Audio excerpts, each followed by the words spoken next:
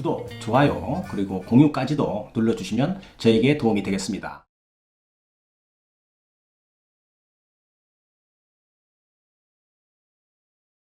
안녕하십니까. 교통사고 합의의 전문 채널 유국장TV입니다. 오늘 영상에서는 교통사고 피해자 중에서 약 90%에 해당하는 사람들이 교통사고 2주 진단을 받게 된다고 하는데요. 과연 나는 어느 정도의 합의금을 받아야 합당한지, 또 피해자 입장에서 보면 말이죠, 이것이 제일 궁금한 사항일 것입니다. 여기에 대해서 오늘 설명드리는 시간을 갖도록 하겠습니다.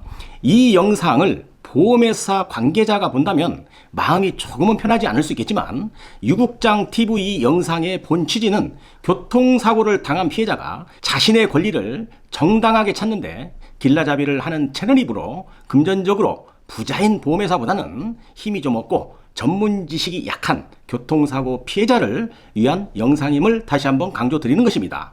자, 현실적으로 보면 첫 번째로는 교통 문화의 개선이 좀 많이 돼 있고요. 두 번째는 지금 현재 그 차량의 안전 시스템이 굉장히 강화되어 있습니다.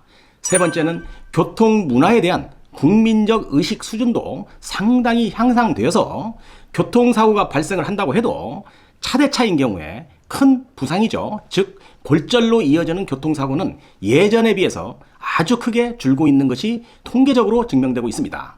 사망사고만 보아도 10여 년 전과 비교하면 약 3분의 1 수준으로 감소했다고 하며, 중상자로 이어지는 교통사고는 전체 교통사고 건수의 약 5%에서 10% 정도밖에 되지 않는다고 합니다. 그렇다면 90% 정도의 교통사고는 피해자의 부상 수준이 진단 2주 혹은 3주라는 것입니다. 교통사고가 어느 것 하나 똑같은 사고가 없듯이 피해자가 발생을 하면 피해의 정도는 비슷하거나 똑같은 경우는 없을 것입니다. 그렇다면 피해자, 즉 내가 사회적으로나 경제적으로 어떤 포지션에 있느냐에 따라서 합의금이 영향을 받을 수 있다는 것입니다. 자, 예를 들어 보겠습니다. 급여가 월 300만 원인 피해자가 2주 입원을 하는 것과 급여가 월 600만 원의 피해자가 2주를 입원하는 것이 다를 것이고, 내가 대기업을 다니면서 고액 연봉자라면 한 1억 이상이죠. 더욱 합의금의 차이는 크게 달라질 수 있다는 것입니다.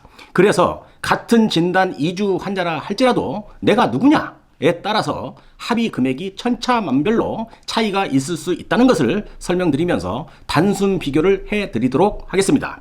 자, 똑같은 진단 2주 피해자인데 급여가 300만 원은 피해자와 급여가 600만 원인 피해자가 똑같이 2주간 입원을 하고 합의를 한다면, 급여가 300만 원인 피해자보다 급여가 많았던 600만 원의 피해자는 합의금을 2배로 받아야 한다는 것이 단순 비교인 것입니다.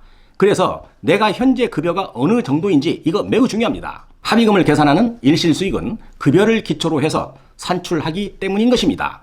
그래서 단순적으로 비교한다면 월 300만 원 피해자가 보험회사로부터 합의를 하는 데 있어서 150만 원을 받고 정리를 했다고 가정을 한다면, 급여가 그보다 많은 600만 원인 피해자는 300만 원의 합의금을 요구하거나 받을 수 있다는 것입니다.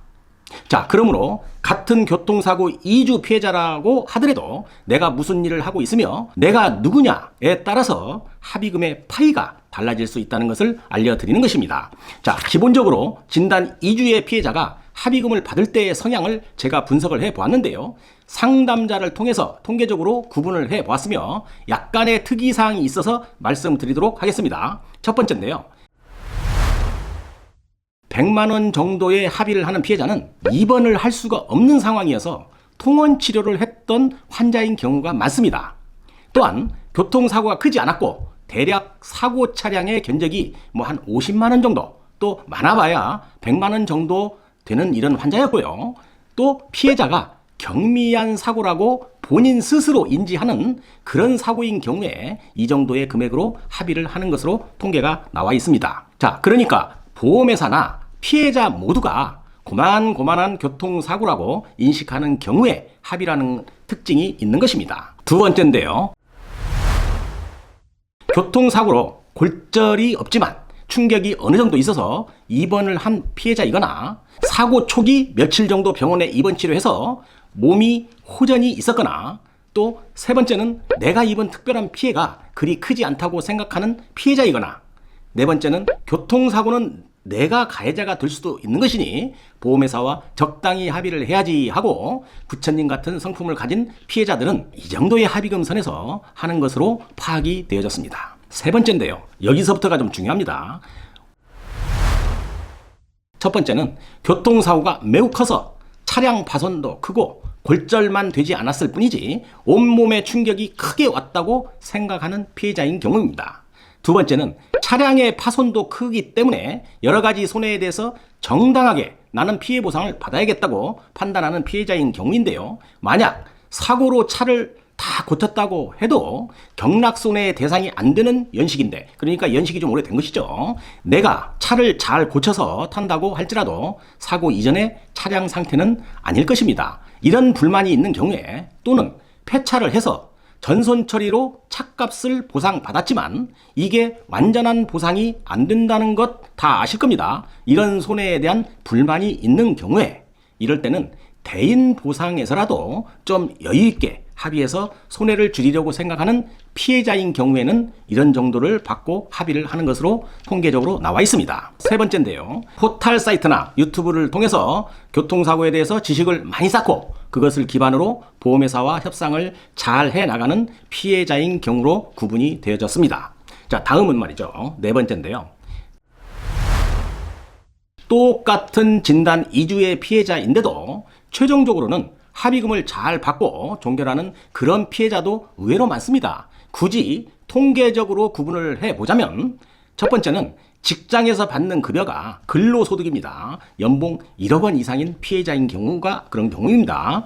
자, 두 번째는 말이죠. 교통사고의 규모가 워낙 커서 급여는 좀 크진 않지만 누가 보아도 보험회사에서 보아도 아주 큰 사고라는 것을 인정할 수 있는 그런 피해자의 경우입니다. 다음에는 또 골절은 되지 않았지만 많이 아픈 부위를 의사와 잘 상의해서 정밀검사, 즉 MRI죠. 이것도 좀 해보면서 병원 치료를 열심히 했던 그런 피해자인 경우인 것입니다. 다음에는 병원에서 입원하는 기간 동안에 병원에 누워서 리모컨만 만지작 하면서 TV만 보는 피해자와는 달리 교통사고 피해에 대한 영역을 공부하고 또 찾아보고 보험회사에 내가 어떻게 합의금을 요구해야 할지를 준비하는 피해자인 경우로 구분이 되었습니다. 진단 2주 피해자일지라도 최종 합의금을 잘 받고 종결하는 경우를 많이 봐왔다는 것입니다. 자, 결론적으로 말씀드리겠습니다. 교통사고로 입은 나의 피해를 보험회사가 스스로 알아서 해주지 않는다는 것은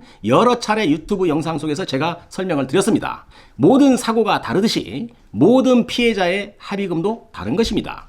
누가 얼마만큼 잘 적극적으로 대응하느냐에 따라서 합의금을 달리 받을 수 있기 때문에 내가 입은 피해에 대해서 정당한 권리를 찾겠다고 한다면 유국장 TV 영상 두루두루 보시고 준비한다면 결코 손해보는 합의를 하지 않을 것이라고 강조드리면서 오늘 영상 여기서 마치도록 하겠습니다. 오늘 영상도 도움이 되셨다고 한다면 구독, 좋아요, 알람까지도 눌러주시면 감사하겠습니다. 유국장 TV였습니다.